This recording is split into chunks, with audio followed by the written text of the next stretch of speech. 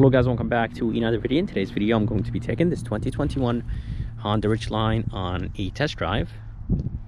This one is the Sport with the HPD package. It's a $2,800 package. It adds those fender flares, the gold rims, some decals and badges, and the price on this Ridgeline is $40,000. The Ridgeline was facelifted for 2021, and I'm gonna go ahead and take it on a test drive and see how it does.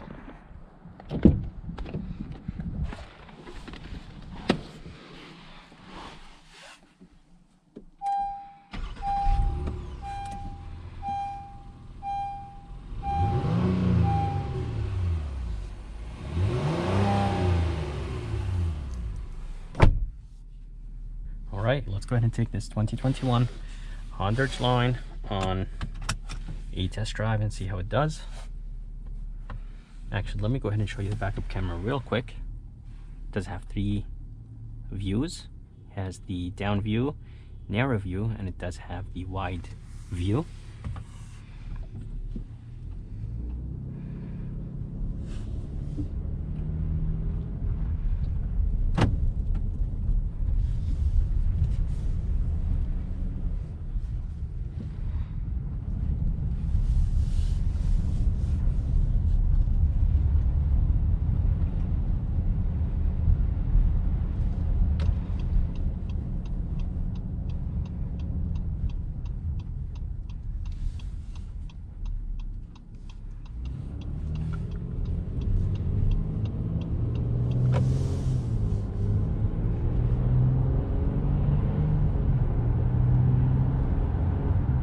Alright, so driving this 2021 Honda Ridgeline feels nice and solid and very quiet in here. It definitely does feel like a Pilot and a Passport, but the engine sound is tuned a little bit different than the Passport and the Pilot. For 21, the Ridgeline was facelifted, and Honda changed the way how the front looks like. So everything from like the A-pillar and beyond that to the front, everything was changed. So the hood, the fenders, the grill, everything is basically changed, and it looks much aggressive now.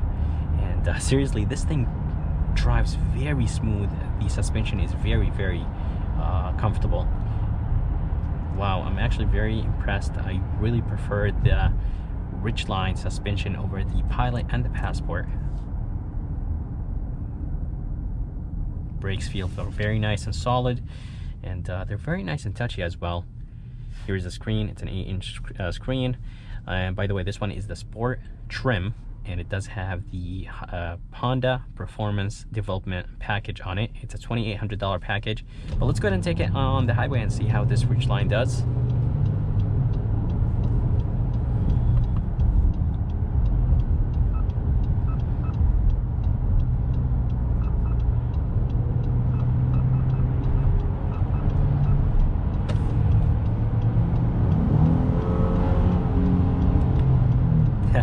Definitely, you touch that gas pedal and this Ridgeline just want to go.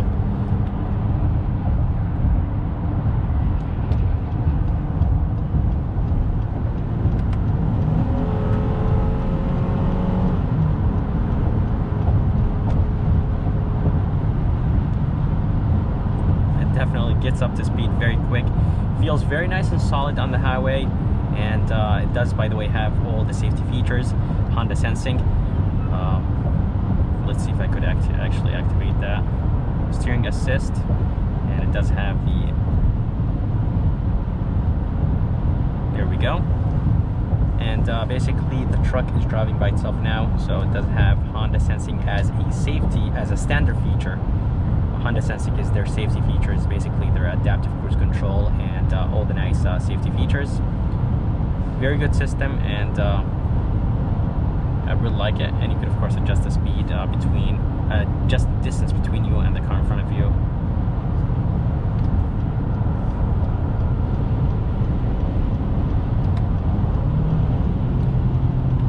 So under the hood, there's going to be a 3.4 V6. It's a naturally aspirated engine that is connected to a 9-speed automatic transmission, and this engine produces 280 horses and 262 pound-feet of torque, and those numbers feel about right.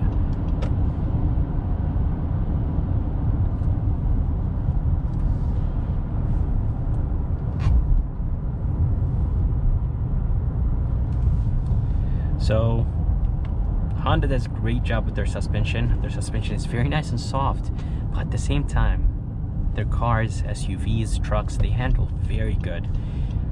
Definitely there is some body roll, but it feels very nice and planted, very nice and solid, and I like it.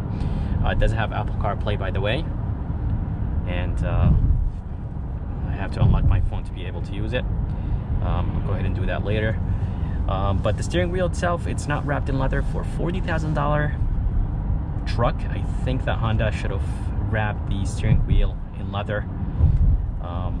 And it doesn't have heated seats, so those are the only two complaints I have about this truck. But other than that, everything looks, feels very good, and Honda just does great with the fan finish. Materials feel very nice and high quality. There is barely any really plastic, or cheap plastic I should say. Like this is plastic, but still doesn't feel cheap.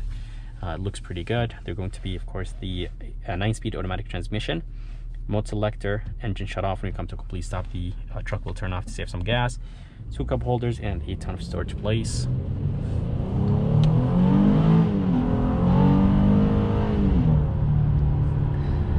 And that 3.5 V6, Honda's engines are well known for their V6 engines are well known for their raspy sound. That sounds pretty good. I like it, and as I said, it feels like a Pilot and a Passport, but at the same time, it honestly doesn't. So it's kind of like the sound of the engine is very similar in higher RPMs, but at low speeds, the exhaust is completely different. So it's pretty cool. As I said, the brakes feel very nice and solid, and it is in sport mode now.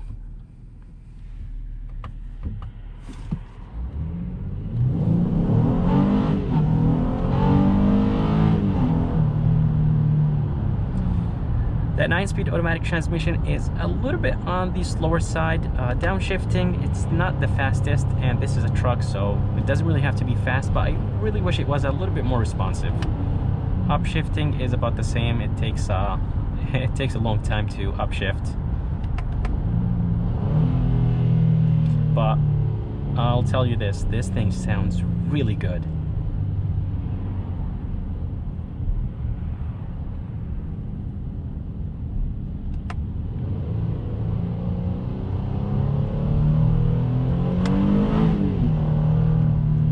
Yeah, definitely this thing pulls very, very hard.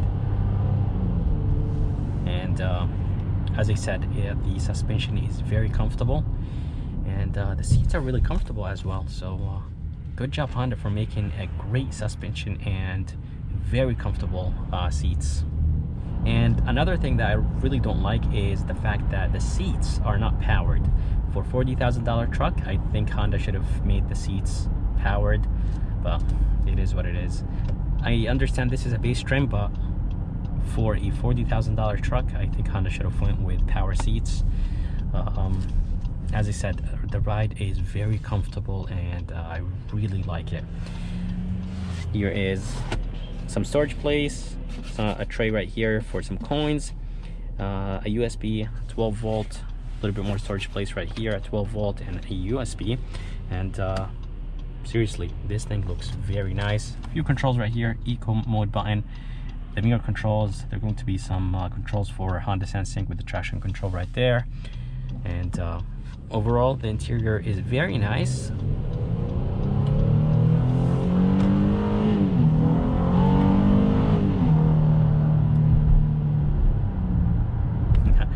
Definitely that sound is amazing.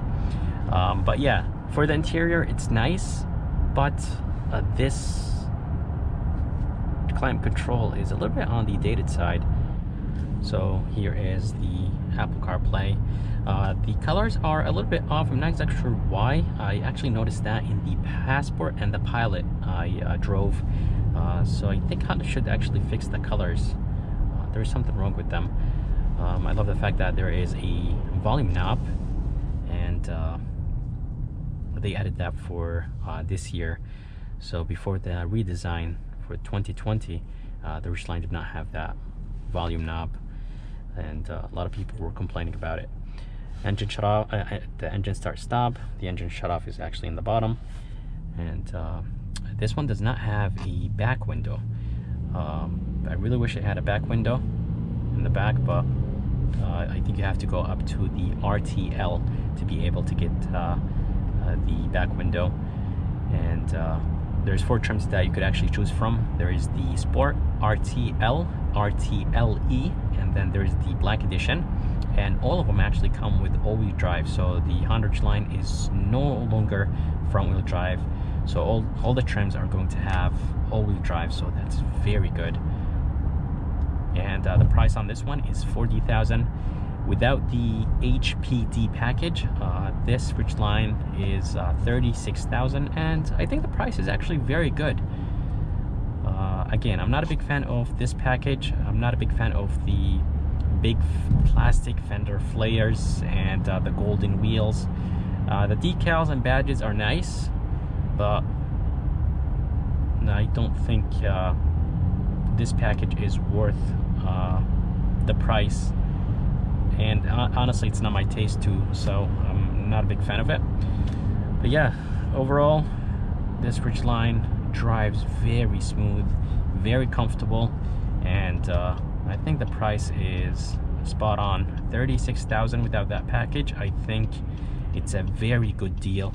You get so many things in this Ridgeline, but the only things that I really don't like are 4 things, and I hate the fact that there's no heated seats for a $36,000 truck, and it's a truck, so I think it has to have heated seats. I hate the manual seats, and climate controls are a little bit on the dated side. And the 4th thing is actually the steering wheel. It's not wrapped in leather. I really wish it was wrapped in leather for a $36,000 truck. I think Honda cheaped out on this. But I hope you guys enjoyed this POV test drive of this 2021 Honda Ridgeline. I would like to thank Tim here at Executive Honda in Wallingford, Connecticut. If you guys are around and if you guys are interested, make sure to come check them out. I'm going to go ahead and put the information and link in the bottom of this video. And if you guys would like to see more videos like this, please subscribe. And as always, I'll see you next time.